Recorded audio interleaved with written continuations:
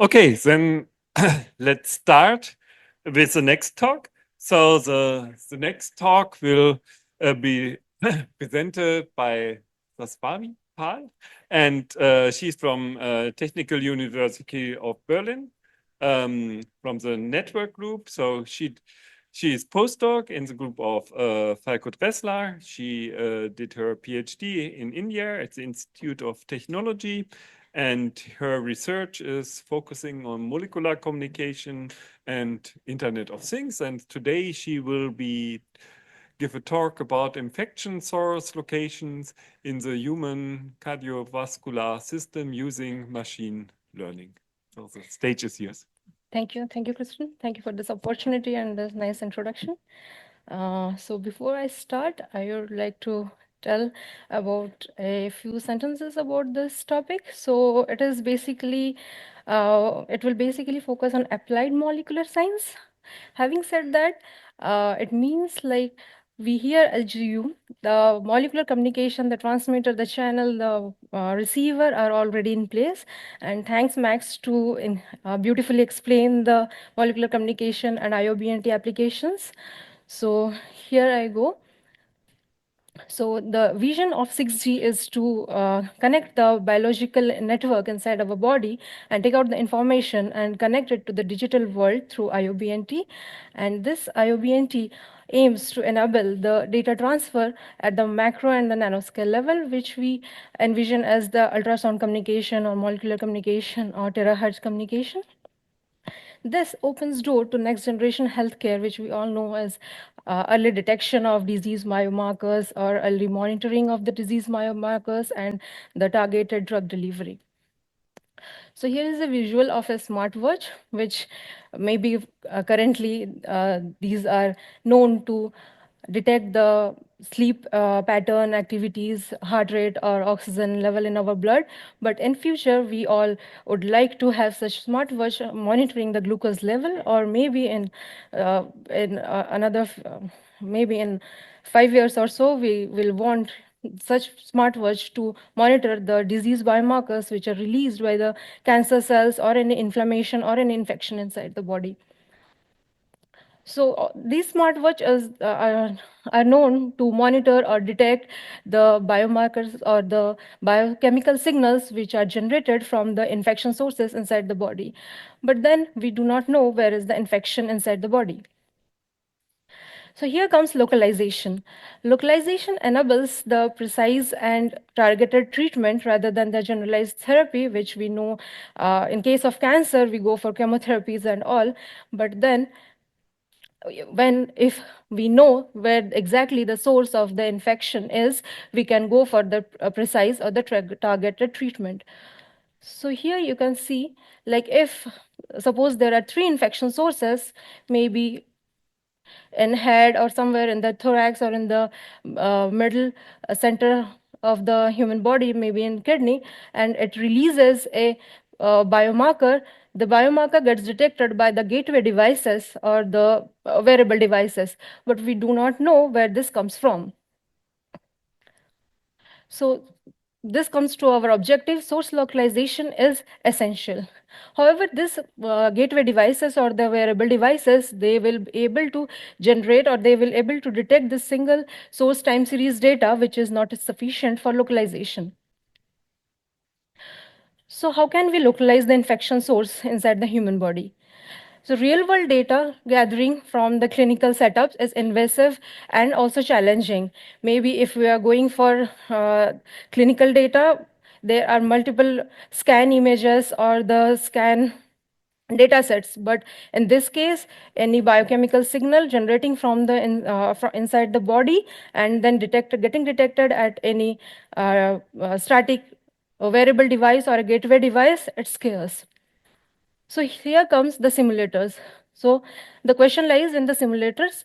The answer lies in the simulators. So here we can use the simulators which can model the biomarker movement in the human cardiovascular system.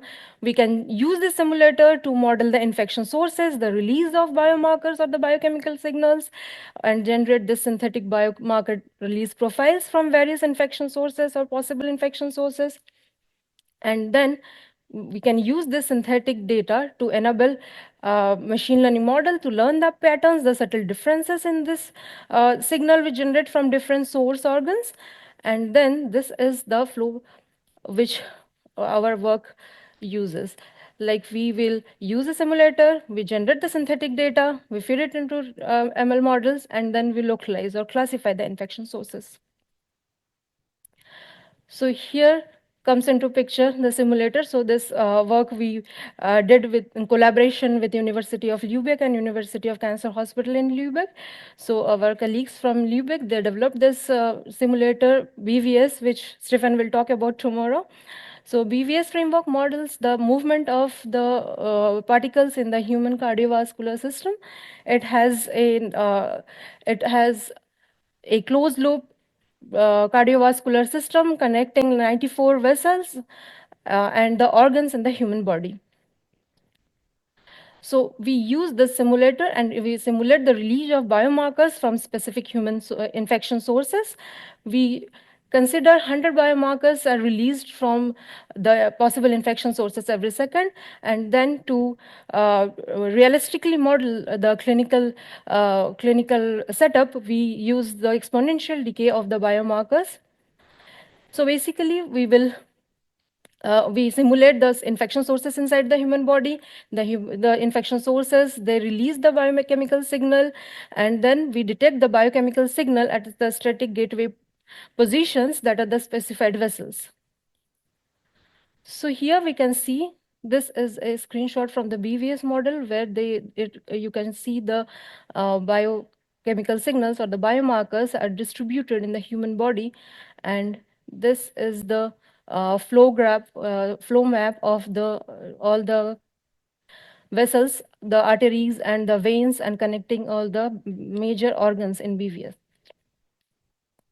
So here we considered 3 infection sources, possible infection sources: head, thorax, and kidneys, and the 2 gateways. Like here is the visual from the simulator, and here how it looks like in the flow map. Like these are our gateways in both of the wrist, and these are our 3 possible infection sources. So we model the infection sources inside the human body in 3 different organs, in the 3 different places, and then as I already showed, like 2 gateway devices and both the rest. So here the infection sources are released from the transmitter. So we consider this as we model this as that these 3 things are our transmitter, which transmits the biochemical signals. They travel through the vascular system, and then they are detected in the gateways. So gateways are referred to as our receivers. So at the receiver side, we will have like this time series patterns and time series pattern, which are generated from the simulator. And this brings our goal is localization of infection sources based on these time varying biomarker levels as detected by the fixed gateways. So what we follow our methodology is we use the simulator, we generate the data sets from from the simulator, we identify the temporal biomarker count at different gateway devices at different positions, and then we analyze this data, which has different variations and different spikes and different decay. Next, we feed this data to the machine learning model, and then we go for the classification. So this is a visual, like this is our simulator generated data. This is, like, if you can see, this is the data generated from the infection source head, and this is the data generated from the infection source kidney. So maybe this pattern looks similar, but then they have subtle differences where the biochemical signal which is generated from kidney, they go up and they have higher concentration and they decay fast as compared to the infection source which generated from the head. So we feed this data set to the machine learning model, and then we go for classification, multi-class classification. So this is a plot showing the data from different infection sources. Here we show the data generated from 3 different infection sources: head, thorax, and the kidney. So if you can see in the zoom plot, then these data, they have different levels and they start at different time. This depends upon the source, like the source are relatively at a distance from the gateway, and this generates the pattern here. So next here we show a data from the thorax across different data sets. Here we consider different decay rates, faster decay rate, a slower, and a moderate decay rate. This is to model the realistic degradation of hormones or biochemical signals in the bloodstream. Here, as you can see, where when we have a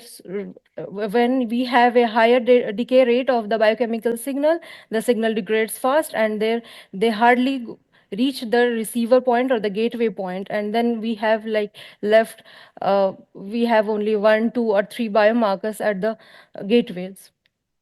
So we use the data from the simulator. We prepare the data. We use 183 time series samples of biomarker temporal count as observed at the gateways. This data spans over 500 seconds of simulation. We level this data coming from the source organ, and then we pre-process it to eliminate the initial zeros, which show the receiver side delay, the delay which is observed at the gateway side. So initially we evaluated various machine learning models for multi-class classification, and then we found that single classifiers, they showed limited accuracy, or they didn't generalize well. So we went for a stacking ensemble approach for improved performance, where we use the strength of both the base classifiers, and then we use a meta classifier for higher accuracy and better generalization. So we next train the model for this classification algorithm task. We split the data for 80% for the training set, and we kept the rest 20% for the testing. We applied the staking ensemble model approach. We use the base classifiers like LightGBM and Bernoulli NV, and use random forest for the 100 trees. We also used 5-fold cross-validation, which ensures stable and robust evaluation. And next, we evaluated for the accuracy, log loss, and RCU symmetrics. So here you can see the number of biomarkers in the simulator, which spans over a simulation time of 500 seconds. This is how the biomarkers or the biomarker signals which are released from different infection sources vary in the entire simulation. Like when the decay rate is 0.007, it's very slow decay rate. So we have maximum number of biomarkers, and it goes up to 14,000 in the simulator. But when the decay rate increases, like in the moderate and the faster decay rate, there are very less number of biomarkers left in the simulator. Likely here we can see the decayed biomarkers, like when the decay rate slowly increases, it's the system goes to stabilize, and it only 100 biomarkers per second which are released by the infection sources are there. So these are few results which sum up the thing. Here in case of ensemble model with a decay rate 0.007, we can see that the accuracy is around 95.83% with the ROCUC of 0.99, and then it stabilizes or generalizes well, and so as with the log loss. However, when the decay rate increases, we can see that this oscillates and it not generalizes well. The accuracy also goes down to 83%. Next, when the decay rate is again very fast, the accuracy goes below to 58.33%, and so is in the log loss thing. We even see an unstable spike. So to wrap it up, what we observed is slower decay shows higher accuracy, because it preserves the temporal patterns, and we can see better generalization of the machine learning models or the classification task. However, when they decay faster, we see lower accuracy. And because there is very rapid signal loss at the gateway devices or at the wearable devices, and there are very weak temporal patterns for the model to learn. So maybe this answers the question that why the usually cancer is not detected when it is in the stage 1 or stage 2, because there are these biochemical signals which are being released from the cancer cells. They degrade through the bloodstream and they do not get detected well ahead. So the takeaway message is to model the realistic physiological conditions that will enhance the effectiveness of such ML-driven infection localization in future. Thank you. Okay, yeah, thank you for your talk. There's again question. Thank you, Sasvati. Very interesting. So some years ago, I was working with Youssef Chahibi, and we have 3 papers, I think, or 4, I don't remember. But we were working on a similar concept that was drug delivery. Okay, and we use similar tools as you did. We didn't use machine learning, but we were thinking about that modeling of the cardiovascular system. A problem that I had then was that I didn't have anything to compare it to. So obviously we don't have human subjects to do experiments. And so I went, and then I abandoned that topic. And then recently I got back always drug. So not exactly what you're doing, but I have been learning, I've been working with pharmacologists, and I have been learning what they use. So they have tools to simulate the cardiovascular system as well. And they use them as somehow their first experiment before, thinking about all the aspects, more biological aspect. But what I can recommend you is to take a look at Open System Pharmacology. Is a open source tool that you can download, and you could use it probably to compare your work to. So as your ground truth. Yeah, that would be fantastic. And so Open System Pharmacology is not difficult to use.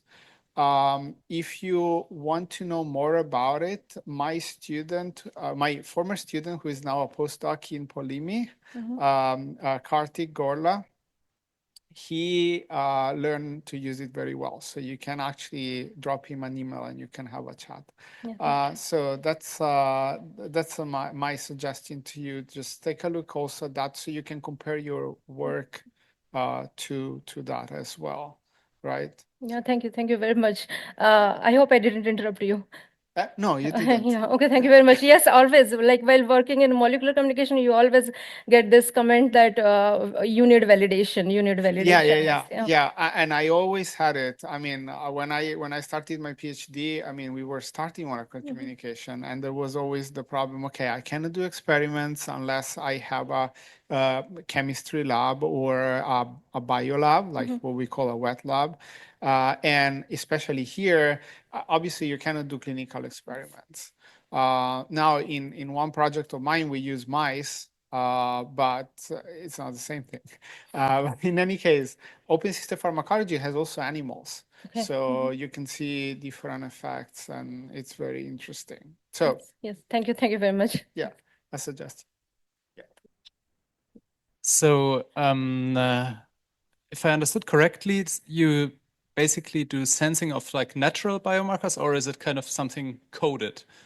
That something is that you have some bio computer somewhere and it senses a local environment and codes something, or is it a natural marker that's naturally true? No. It's unfortunately it's not a natural one. It's a simulator where we simulate these small particles are released from some possible infection sources, and then we detect it at a wearable device. Yeah, but I mean the effect that you simulate. So like the actual effect that you're concerned with is natural biomarkers and not yes, we tried like that you can biomarkers that eventually you want to be able to encode, isn't it? Yes, yes, we try to be as close as to the medical scenario. Like when the biomarkers they degrade very fast. Like what I read from the literature is like also we discussed with oncologists from Lübeck, and that these biomarkers they degrade very quickly, like 1 minute or 2 minutes. And when these biomarkers are in clustered, they degrade in around 6 minutes. So it's very difficult in earlier stages to detect them. Yeah. And when you call that localization, so I was asking myself, is it, do you actually localize things, or do you measure a certain effect that could be in any point of the body, like some cancer that produces some marker that could be in your head or in your foot? What is it? So here we try to do this as a portray this as a multi-class classification task. Like if we know since we can't get the real data from clinical data, so we try to simulate the environment, and then we know these are the possible infection sources, and then we label it with the data, and then we classify. Okay, if this thing is there, and if a pattern biochemical signal pattern is like this, possibly it is coming from the head, or possibly it's coming from the kidney. So it will classify if it gets an input. So you have, for basically the same type of defect, you have such differences in the biomarkers from different locations, or what? Yes, for different locations, or for different biomarkers, for different cancers, we have different decay rates. Like when there are biomarkers coming from different, suppose if there are hormones, like a tumor at the kidney, which is producing certain hormones, so they have a different decay rate. That's why we simulated 3 different scenarios, one with a faster decay rate and a moderate and a slower one. Okay, then thank you again. Thank you.